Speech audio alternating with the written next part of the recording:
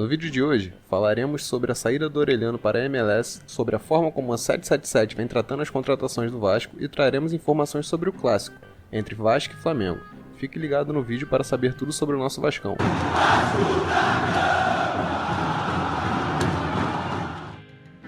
O atleta do Vasco, Orelhano, que estava treinando afastado do grupo principal por não se adaptar e querer sair do Brasil, acaba de ser emprestado para um time da MLS. O Cincinnati realiza a operação de empréstimo com o Vasco pelo atleta, com opção de compra ao final do empréstimo. A informação quem traz é o Vene Casagrande. O Vasco irá receber uma compensação financeira pelo empréstimo e os valores especulados para a venda seriam de 3 milhões de dólares, cerca de 15 milhões de reais. Acho muito errada a forma como o Vasco conduziu essa situação do Orelhano. Deveria estar sendo utilizado, pois tem contrato e recebe seu salário em dia. Deveria estar no grupo principal e se estivesse desempenhando nos treinos deveria jogar. Não gosto de um empréstimo com opção de compra. Deveria ter obrigação de compra ao final do empréstimo, porque se o jogador não desempenhar, basta o time americano desistir da compra e ele volta ao Vasco contra a sua vontade. Mas eu quero saber a opinião de vocês também. Diga aí nos comentários o que vocês acharam desse empréstimo. Vocês concordam que o Vasco deveria emprestar o Orelhano ou se vocês discordam dessa atitude do Vasco. A 777 tem atrasado e muito a operação do Vasco no mercado de transferências. De acordo com Fernando Campos em seu Twitter, a 777 chega a analisar de 7 a 10 dias antes de aprovar a contratação de um jogador. Realmente assim fica muito difícil de contratar bons jogadores, que são disputados por outros times. Além de clara política da 777 em visar jogadores mais novos com potencial de revenda. Ainda tem esse entrave que coloca nas contratações do Vasco. Fica parecendo para mim que a contratação do Matos foi mais para servir de escudo e receber a culpa no lugar dos verdadeiros culpados que são a 777. Claro que isso não isenta qualquer culpa que a direção da SAF do Vasco possa ter ao decorrer do ano, mas que atrapalha muito, atrapalha. Diz aí nos comentários o que você pensa sobre isso.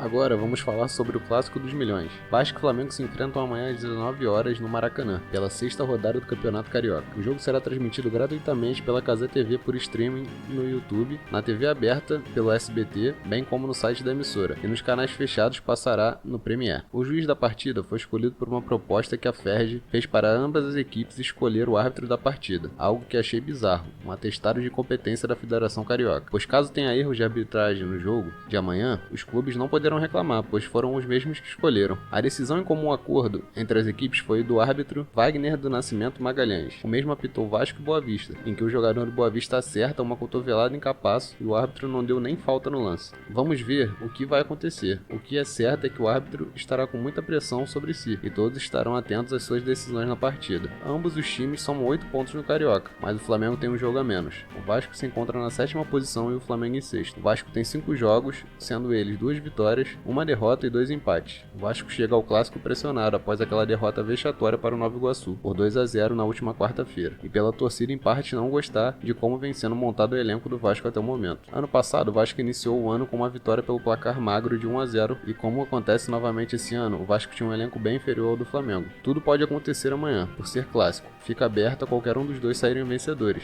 Vou torcer muito para que seja o Vasco. E vocês, quem sai vitorioso do confronto amanhã? A possível escalação do Vasco para o confronto de amanhã seria de Léo Jardim, Puma Rodrigues, Medel, Léo ou João Vitor e Lucas Piton, Jair, Praxedes e Payet, Rossi ou Serginho, Ryan e Verrete. Mas é difícil bater um martelo para a escalação correta, visto que ainda não sabemos qual será de fato o time titular do Vasco para a temporada. O Flamengo tem como provável escalação a seguinte: Rossi, Varela, Fabrício Bruno, Léo Pereira e Ayrton Lucas, Eric Pulgar, Gerson, De La Cruz e Arrascaeta, Everton, Cebolinha e Pedro. Claro que em ambas as escalações poderão ter mudanças para a partida, e só saberemos com certeza amanhã, mas deve ser bem próximo disso aí. Então é isso, pessoal. Essas são as informações que tinha para passar sobre o Vascão. Considere dar uma força para o canal clicando no like e se inscrevendo no canal. Estamos começando agora e sua ajuda faria toda a diferença.